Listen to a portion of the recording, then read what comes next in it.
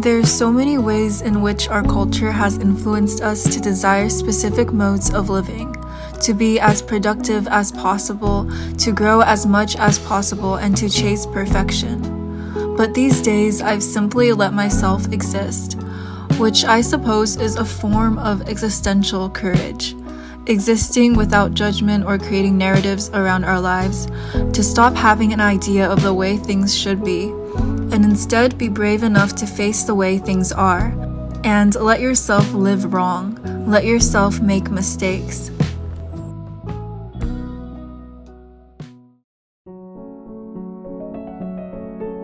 I've always been scared of acceptance.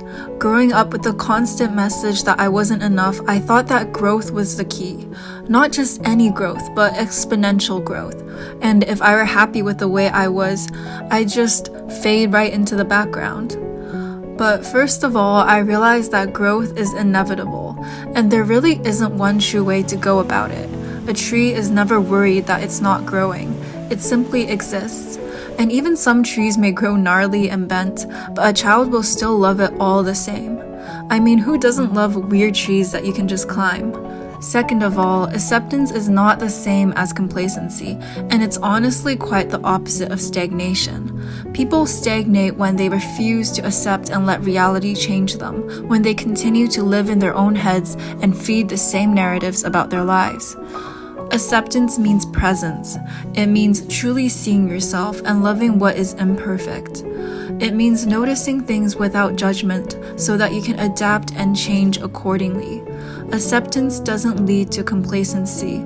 It fosters growth.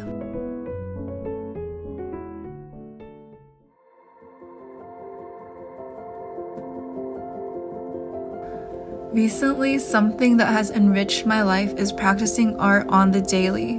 For the longest time, I did not know how to do this, and I worried about consistency and perfectionism. In fact, I hadn't been drawing consistently for a long time. There always appeared to be a barrier between me and starting. I viewed art as a task that I had to accomplish. And sometimes when you view things as a task or a chore, you procrastinate on it. And if it's not urgent, you never get around to doing it. But one day when I was especially sad, I picked up a notebook and began drawing. My art became a way for me to express and deal with my feelings, and I felt less and less burdened. The barrier between me and creating began to shatter when I stopped seeing it as a task, a checkbox, an accomplishment, a feat. I started to see it as a way of living, a way of being that helped me make sense of the world and transmute my feelings. It became a practice like breathing, do or die.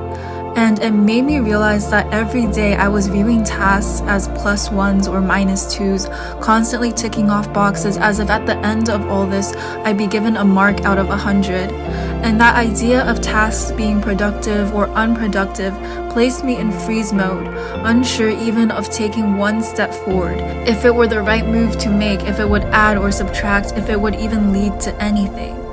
But there's something so powerful about the poet at the end of the world who picks up a pen to write one last sonnet that no one will read. There's something so powerful about treating art not as a skill, nor a goal, or even a set of accomplishments, but as a way of life that will persist even when all else dies. Art is the way in which my being filters the world to find the gems which shine truest to me. It is a connectedness, a relationship to the world that is constant.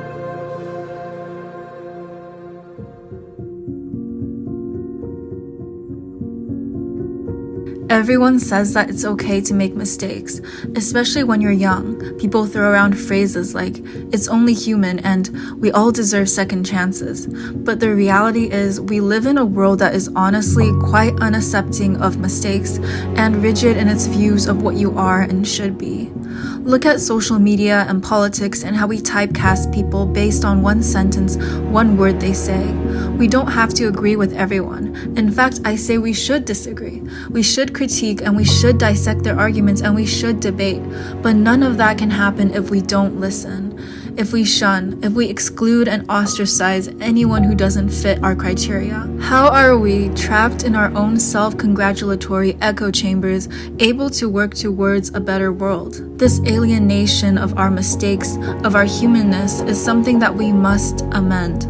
It begins with a simple willingness to just let others exist without our judgment, and a willingness to truly listen without our own opinions clouding our ears.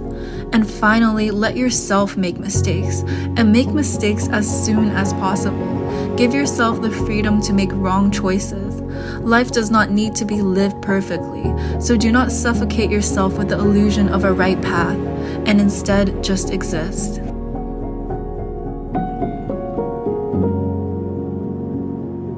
Sometimes it's easy to forget that we're just animals. And I don't mean it in a minimizing or derogatory way.